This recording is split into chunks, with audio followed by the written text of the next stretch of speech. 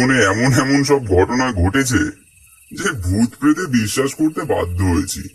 ভূত নিয়ে বিস্তর পড়াশোনাও করেছি, প্ল্যান চেট করেছি, ভূতের লেখা চিঠি পড়েছি, এমনকি প্রত্যক্ষভাবে ভূতও দেখেছি। কিন্তু এখন কথা হচ্ছে, তোর কি ভূত প্রেতে বিশ্বাস আছে? আবার তোর সেই আষাঢ়ে গল্প ভাববার চেষ্টা করছিস? আমি তাহলে চললাম ভাই, তোরাই গল্প কর। আষাঢ়ে গল্প বলছিস? অথচ গত বছর নিঝুমপুরে আমার কাছারি বাড়ির ব্যাপারটা তো সচক্ষে দেখেও এসেছিস, আবার তার সাথে কথাও বলে এসেছিস, মনে আছে? তাও সেই বিষয়ে আমার যথেষ্ট সন্দেহ আছে। হুম, ওটা তোর ভোজবাজিও তো হতে পারে। সে যাকগে, কথা বাড়িয়ে লাভ নেই। আমি আপাতত চললাম বলাই, আমার অনেক কাজ পড়ে আছে। তুই তোর আষাঢ়ে গল্প ওকেই শোনা। আরে বস লালু ভাই, বস বস, আরে বস, একটা কথা বলছি শোন। কি কথা আবার? আরে বসি না, তারপর বলছি। ভূতের ব্যাপারে তো তোরা আমার কাছে অনেক গল্পই শুনেছিস, তবে আজ যেটা বলবো সেটা একটুখানি রহস্যজনক ঘটনাও বলতে পারিস, আবার অতি অলৌকিক ঘটনা বলতে পারিস। তোরা তো জানিসই যে সম্পত্তির দেখভাল করতে এবার তো মুজফ্ফরপুরে নীলকুঠিতে গিয়েছিলাম। তো সেই নীলমহলে নিজের সমস্ত কাজ ছেড়ে আমার নায়েব মশাই শিবসদয় বাবুর ঘাড়ে সমস্ত কাছারি বাড়ির দায়িত্ব দিয়ে গত পরশুদিন বাড়িতে ফিরবো বলে স্টেশনে সবে এসে ঢুকেছি। তখন ঘড়িতে তাও ধরে নে না ওই রাত 8টা কি 8:15 বাজে। টিকিট কাটবো বলে টিকিট কাউন্টারে গিয়ে দাঁড়াতেই একজন বয়স্ক স্টেশন মাস্টার কোন রকম ভাবে টিকিট কাউন্টারের জানলা থেকে উঁকি দিয়ে আমাকে আগা পাঁচতলা ভালো করে দেখে নিয়ে বললেন, দেখছেন না বাইরের কি অবস্থা? রাত 8:30 ট্রেনটা প্রায় 3 ঘন্টা লেট চলছে। লাইনে জল জমেছে। আগামীকাল সকালের আগে হাওড়া যাওয়ার কোনো ট্রেন নেই। মশাই পারলে বাড়ি ফিরে যান। রাত্রে আর কি অন্য কোনো ট্রেন নেই? কথাটা জিজ্ঞেস করাতে তিনি বললেন, ট্রেন ট্রেন একটা আছে বটে, সেটা 10:30 নাগাদ আসার কথা। লোকাল ট্রেন কলিয়ারি পর্যন্ত যাবে, তবে আজ কখন আসবে তারও ঠিক নেই। কি আর করব, অগত্যা জনহীন ফাঁকা স্টেশনের একটা বেঞ্চে গিয়ে বসলাম। ফিরে যাওয়ারও উপায় নেই, পথের অবস্থা ভালো নয়। এক হাঁটু কাদা ঠেলে কোনো ক্রমে স্টেশনে পৌঁছেছিলাম। ভাবলাম রাতে ট্রেন না পেলেও সকালে তো একটা না একটা ট্রেন আসবেই, তাই সেটা ধরেই না হয় বাড়ি ফিরে যাব। অতঃপর ট্রেনের অপেক্ষা করা ছেড়ে দিয়ে স্টেশনে রাতটা কাটাবো বলে বেঞ্চিতে ব্যাগটাকে মাথায় দিয়ে শুয়েই পড়লাম। রাত বাড়ছে, আর ঝোড়ো হাওয়ার সাথে বৃষ্টিটাও ক্রমশ বাড়ছে। দেখলাম স্টেশন মাস্টার তার অফিস ঘরে তালা বন্ধ করে বাড়ি চলে গেলেন। পুরো স্টেশনটায় এখন আমি সম্পূর্ণ একা, আর কোথাও কোনো জনমানবের চিহ্ন মাত্র নেই। স্টেশনের এক পাশের পোস্টে গ্যাসবাতির সামান্য আলো টিম করে জ্বলছে। ঠান্ডা হাওয়ায় চোখটা লেগে এলো, চাদরটা গায়ে টেনে দিয়ে ঘুমিয়ে পড়লাম। কতক্ষণ ঘুমিয়েছিলাম জানি না, আচমকাই দূর থেকে ভেসে আসা একটা ট্রেনের হুইসেলের শব্দে আমার ঘুম ভেঙে গেল। ধরফর করে উঠে বসতেই দেখলাম ঝুকঝুক শব্দ করে হুইসেল দিতে দিতে দূর থেকে একটা ট্রেন এগিয়ে আসছে। ধরে প্রাণ এলো, তাড়াতাড়ি করে নিজের বাক্সপাটরা নিয়ে গিয়ে প্ল্যাটফর্মের সামনে এগিয়ে গিয়ে দাঁড়ালাম। বৃষ্টিটা তখন খানিকটা ধরে এসেছে দেখলাম। রাত কটা বাজে তার দেখার সময় পাইনি। যাই হোক, ট্রেনের বয়লারের থেকে নির্গত একরাশ কালো ধোঁয়ায় স্টেশন চত্বর আরো মিশ কালো করে দাঁড়াতেই কামরায় ঢুকে দেখি কামরার সমস্ত বাতি নিভিয়ে দিয়ে বোধহয় যাত্রীরা ঘুমিয়ে আছে। বাতি জ্বালালে অন্য যাত্রীদের অসুবিধা হতে পারে ভেবে কোন রকমে অন্ধকারে এদিক ওদিক হাতড়ে একটা বেঞ্চে খানিকটা জায়গা ফাঁকা পেয়ে বসে পড়লাম। আমি যে জায়গায় বসেছিলাম বুঝতে পারলাম আরেকজন লোক যথাসম্ভব চাদর গায়ে পুরো বেঞ্চিটা জুড়ে গুটিসুটি মেরে নিদ্রা দিয়েছেন। বেশ অনেকক্ষণই অন্ধকারের মধ্যে ছিলাম। ততক্ষণে আমার চোখ মোটামুটি সই এসেছিল, তাই আমার আশেপাশের দৃশ্য দেখে বুঝতে পারলাম যে কামরার যাত্রীরা যে যেখানে ফাঁকা পেয়েছে তারা সেখানেই চাদর মুড়ি দিয়ে ঘুমোচ্ছে। ট্রেন ততক্ষণে চলতে শুরু করেছে। ভাবলাম আলো জ্বালিয়ে একটু দেখি। পকেট থেকে বার করেছি, কিন্তু দেশলাইট আর জ্বলল না।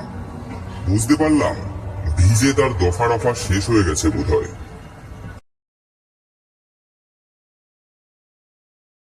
তা কি আর করা যায়, চুপ করে বসে আছি।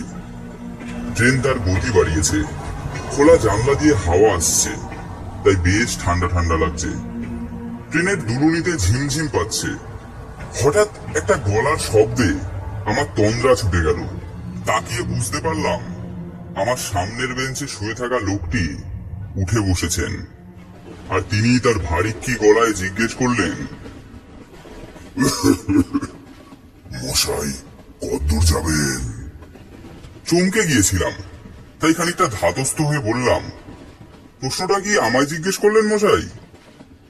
অন্ধকারের মধ্যে থেকে সেই একই গলায় লোকটি বলে উঠলেন, গাড়িতে ওঠার পর থেকে এই কামরায় তো দেখছি আপনি একমাত্র জীবিত, বাকিরা তো সব মৃত। তা মরা মানুষ কি আর সেই প্রশ্নের উত্তর দিতে পারবে?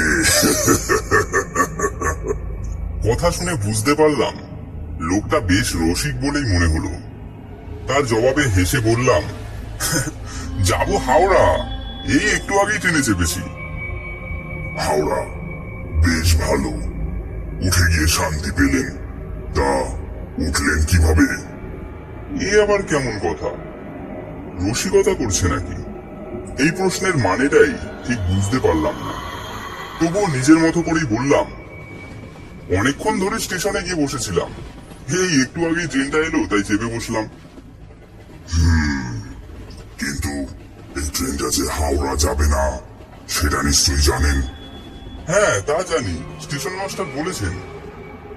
এর মধ্যেই অন্ধকারে আরেকজন বলে উঠল, এই শুনেছ সবাই, কামরায় নতুন লোক উঠেছে।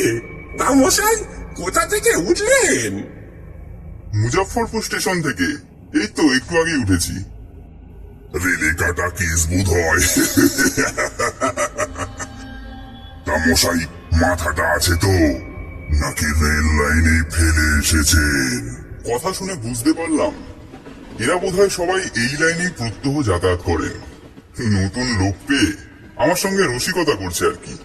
তাই আমিও ওদের কথার উত্তরে খানিকটা রসিকতার সুর মিশিয়েই বললাম, মুন্ডুটা যদি রেল লাইনে পড়ে থাকতো তাহলে কি আর এখানে বসে কথা কইতে পারতুম? আরেকজন বলে উঠল, ঠিক কথা। তা মশাই গেলেন কিসে, কলেরা নাকি অন্য কিছু?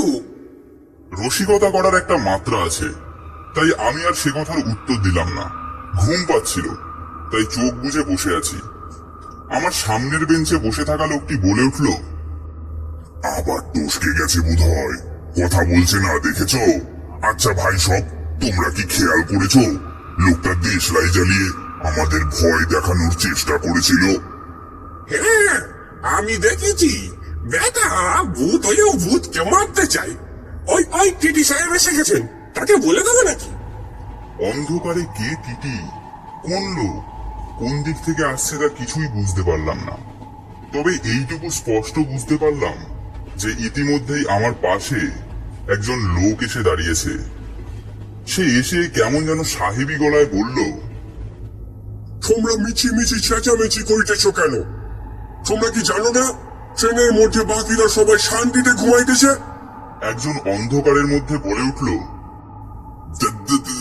দেখেন না সাহেব, এই উটকো ভূতটার কি সাহস!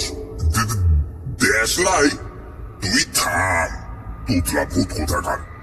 দেখুন সাহেব, এই ভূতটি দেশলাই পকেটে নিয়ে মরেছে বোধহয়, নিজে আগুনে পুড়ে মরেছে, তাই আমাদেরকেও জ্বালিয়ে মারতে এসেছে। তক্ষুনি দেখলাম আমার পাশে দাঁড়িয়ে থাকা লোকটি আমাকে উদ্দেশ্য করে বলল, টিকিট প্লিজ। আমি আমার বুক পকেট থেকে টিকিট বার করে টিটির হাতে দিতেই টিটি সাহেব এমন ভাবে হেসে উঠল যে আমার বুক কেঁপে উঠল।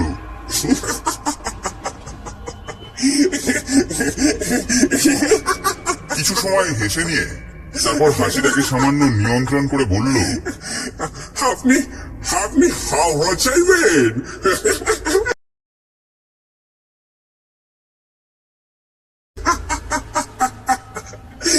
এই গাড়ি যে হাওয়া চাইবে না, এই গাড়ি হাওয়া হইয়া যাইবে। সেটা জানি, এই ট্রেন কলিয়ারি পর্যন্ত যাবে, আমি সেখানে নেমে যাব। আমার কথা শুনে ট্রেনের সমস্ত লোকগুলো হো হো হা হা হি হি করে হেসে উঠল। এতে আমার এত হাসির কি আছে? আমার মাথাটা গরম হয়ে গেল। রাত বিরেতে ঘুম চোখে যদি কেউ এরকম ব্যঙ্গ বিদ্রুপ করে তাহলে কেমন লাগে? এতক্ষণ অন্ধকারের মধ্যেই কথাগুলো হচ্ছিল। ভাবলাম দেশলাইটাকে একবার জেলেই দেখি। প্রথমবারের চেষ্টায় জ্বলল না। দেশলাইটাকে পুনরায় জ্বালাবার চেষ্টা করতেই তিনবারের বার জ্বলে উঠল। দেশলাই ধরাতেই পাশের লোকটা বলে উঠল, ও মশাই, আলো নেভান বলছি। তারপর যা দেখলাম, আমার সারা শরীরে লোম দাঁড়িয়ে গেল। আমার পাশে বসে থাকা লোকটি আস্তে আস্তে একটা কঙ্কালে পরিণত হতে থাকলো। বলেছিলাম মশাই, আলো জ্বালাবেন না। কারা কারা আপনারা? আমরা কারা সে তো মনে নেই। সেই কবে ট্রেনে উঠেছি, হঠাৎ ট্রেনটা অ্যাক্সিডেন্ট করলো, তারপর থেকে আমরা ট্রেনেই রয়ে গেলাম। তারপর দেশলাই কাঠিটা নিভে যেতেই মনে হলো তারা জানি আমার মাথায় বাড়ি মারছে।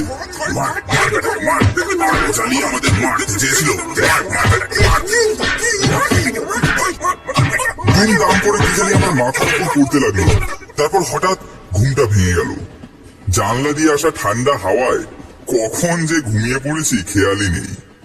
উপরের বাংকারে কিছু মালপত্র ট্রেনের ঝাঁকুনিতে আমার মাথায় এসে পড়ায় ঘুমটা ভেঙে গেছে। উঠে দেখে একজন লোক আমায় বলছে, ও মশাই, মশাই উঠুন বলছি, ও মশাই উঠুন। বাবা কি ঘুম রে বাবা, কখন থেকে ডাকছি কোনো সাড়াই নেই। আরে মশাই, উপর থেকে মাল পড়ছে, একটু সরে বসুন। আমি আগেই বলেছিলাম গ্যাজা দিচ্ছে বেটা, সব ঢপের চপ।